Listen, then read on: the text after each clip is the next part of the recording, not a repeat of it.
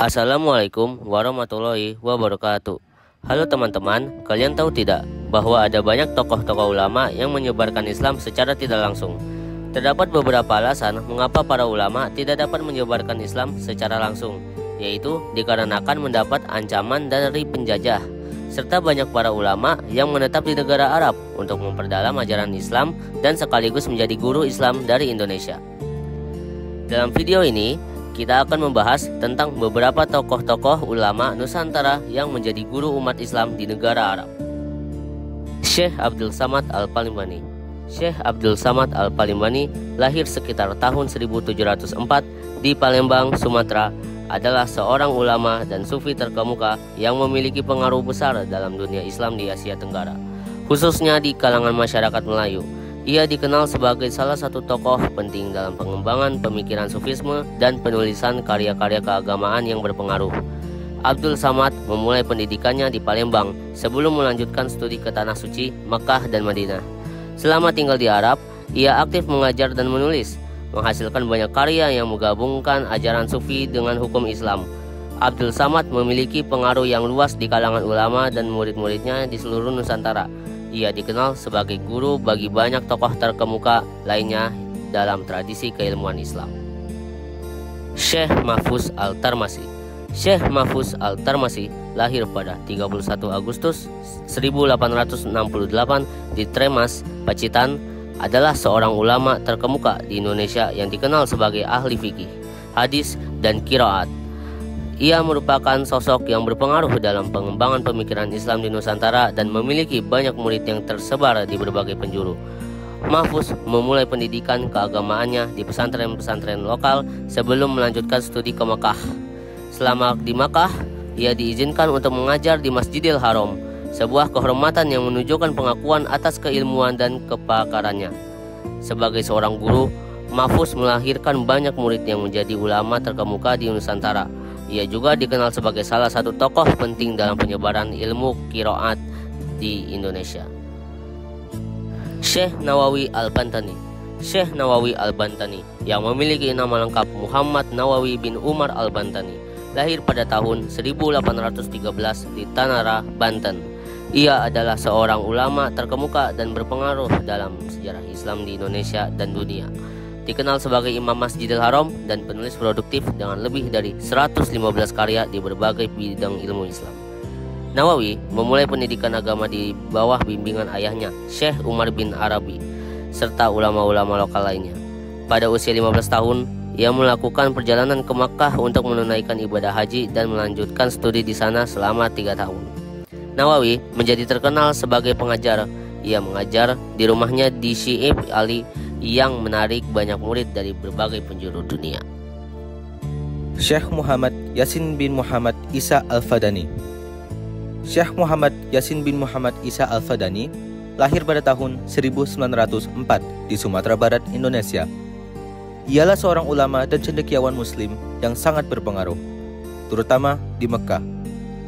Ia dikenal sebagai salah satu tokoh penting dalam pengembangan ilmu hadis dan memiliki kontribusi signifikan terhadap penyebaran pemikiran Islam di Nusantara dan dunia Islam secara umum. Ia menempuh pendidikan di pesantren-pesantren lokal sebelum melanjutkan studi di Mekah. Ia dikenal sebagai Musnid ad-Dunya, gelar yang diberikan kepadanya karena keahlian luar biasa dalam sanad hadis. Sebagai seorang guru, Syekh Yasin Al-Fadani melahirkan banyak murid yang menjadi ulama terkemuka di Indonesia. Ia aktif mengajar di Masjidil Haram dan Dar al-Ulum al-Ad-Diniyah dan menjadikan tempat tersebut sebagai pusat pembelajaran bagi para pelajar di seluruh dunia. Ahmad Marzuki Al-Batawi. Kiai Haji Ahmad Marzuki Al-Batawi lahir pada 16 Ramadan 1293 Hijriah atau sekitar 1876 Masehi di Mr. Cornelis, Batavia, sekarang disebut Rawabunga, Jakarta Timur. Ialah seorang ulama dan tokoh penting dalam penyebaran dakwah Islam di tanah Betawi. Ia dikenal sebagai Guru Marzuki dan memiliki peran yang signifikan dalam pengembangan pendidikan Islam di Indonesia. Pada usia 12 tahun, ia mulai belajar Al-Quran dan berbagai disiplin ilmu agama di bawah bimbingan Haji Anwar. Ketika berusia 16 tahun, ia melanjutkan pendidikan ke Mekah untuk menunaikan ibadah haji sekaligus menuntut ilmu. Guru Marzuki dikenal sebagai salah satu dari 6 pendekar ulama Betawi yang berpengaruh pada akhir abad ke-19 dan awal abad ke-20.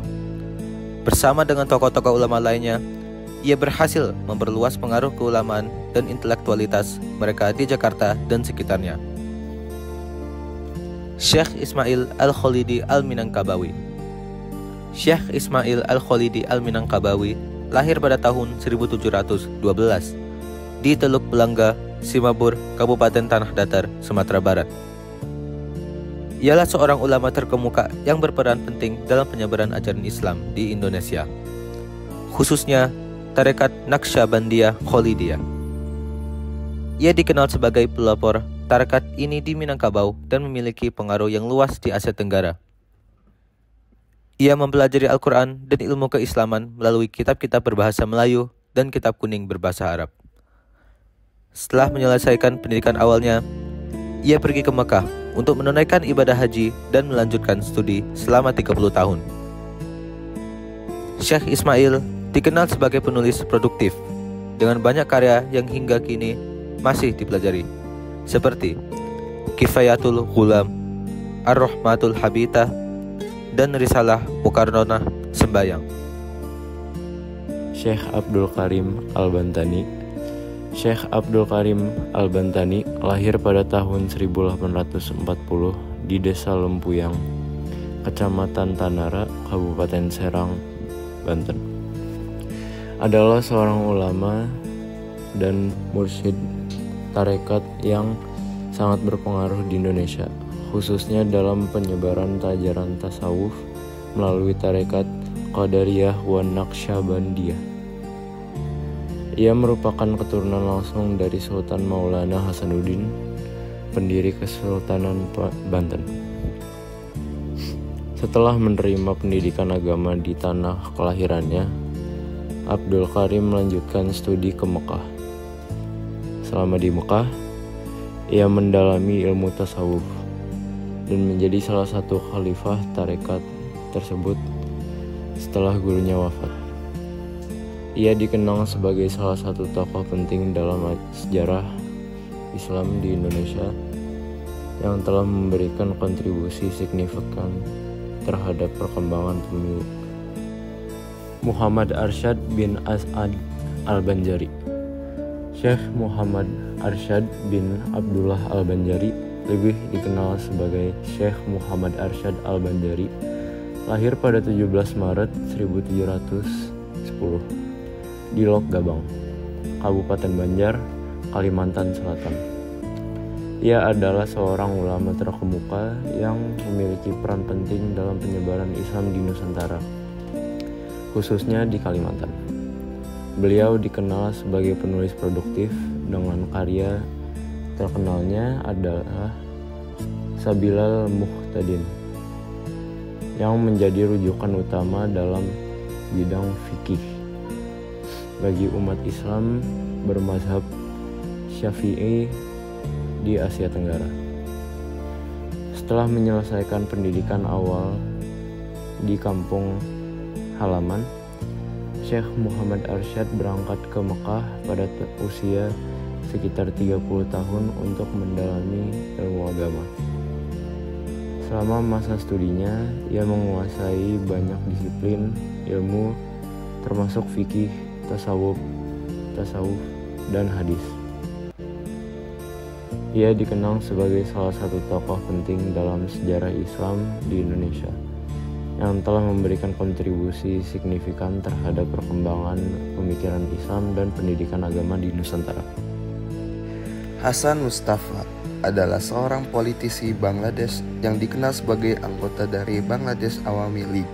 Ia merupakan mantan Menteri Luar Negeri dan juga pernah menjabat sebagai Menteri Informasi dan Penyiaran. Mahmud, yang mungkin merujuk pada Hasan Mahmud, juga merupakan seorang politisi dari Bangladesh Awami League. Ia memiliki latar belakang pendidikan yang kuat dan pernah menjabat sebagai Menteri Lingkungan Hidup dan Hutan.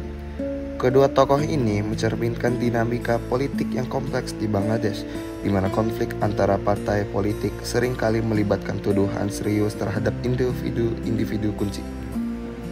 Junaid, Mujitaba, dan Aidarus. Junaid al-Baghdadi adalah seorang sufi terkemuka dari Baghdad yang dikenal sebagai Sultan para Sufi. Ia memainkan peran penting dalam pengembangan ajaran tasawuf dan memiliki banyak murid. Mujitaba, yang juga dikenal sebagai seorang sufi, adalah salah satu murid Junaid. Ia sangat menghormati gurunya dan berusaha untuk mengamalkan ajaran-ajarannya dalam kehidupan sehari-hari. Aidarus adalah tokoh lain yang terlibat dalam kisah ini. Ia dikenal sebagai seorang wali atau orang yang memiliki kedekatan khusus dengan Allah. Kisah ini menggambarkan bagaimana Junaid, Mujitaba, dan Aidarus saling berinteraksi dalam konteks spiritual. Dalam salah satu pertemuan, Aidarus mengingatkan Junaid dan Mujitaba tentang pentingnya menjaga niat dalam setiap amal perbuatan. Ia menekankan bahwa amal yang dilakukan tanpa niat yang tulus tidak akan diterima oleh Allah. Zainuddin dan Umar. Zainuddin adalah seorang pemuda yang dikenal memiliki semangat tinggi dalam menuntut ilmu dan mendalami ajaran Islam. Zainuddin memiliki karakter yang baik, penuh rasa ingin tahu, dan selalu berusaha untuk meningkatkan kualitas diri. Umar adalah seorang ulama yang dihormati di komunitasnya. Ia dikenal sebagai sosok yang bijaksana dan memiliki banyak pengikut. Ia juga mengajarkan bahwa ilmu harus diamalkan dan tidak hanya berhenti pada tataran teori. Pertemuan mereka berdua terjadi saat Zainuddin mendatangi Umar untuk meminta nasihat mengenai perjalanan spiritualnya. Ia merasa bingung dengan banyaknya informasi yang ia terima dan ingin mendapatkan pencerahan tentang bagaimana cara menjalani kehidupan yang sesuai dengan ajaran Islam. Syekh Ahmad Khatib Al-Minangkabawi. Syekh Ahmad Khatib Al-Minangkabawi lahir pada tahun 1860 di Minangkabau. Ia adalah seorang ulama dan tokoh penting dalam sejarah Islam di Indonesia, khususnya dalam pengembangan pemikiran dan tarekat. Ia dikenal sebagai salah satu guru besar yang berpengaruh di Mekkah dan memiliki banyak murid dari berbagai daerah di Nusantara. Setelah menyelesaikan pendidikannya di kampung halamannya, Ahmad Khatib berangkat ke Mekkah untuk menuntut ilmu pada usia yang muda. Selama tinggal di Mekkah, ia menguasai berbagai disiplin ilmu, termasuk fikih, tasawuf, dan hadis. Sebagai seorang guru di Masjid Al-Haram, Ahmad Khatib mengajarkan banyak murid dari berbagai daerah, termasuk Indonesia. Ia berhasil membimbing mereka untuk menjadi reformis yang berkontribusi dalam penyebaran ajaran Islam di tanah air. Dan tadi itu adalah beberapa tokoh-tokoh ulama yang menyebarkan Islam secara tidak langsung. Sungguh luar biasa bukan? Jika iya, jangan lupa untuk like, subscribe, share, dan klik tombol bel untuk tidak ketinggalan dalam informasi selanjutnya. Wassalamualaikum warahmatullahi wabarakatuh.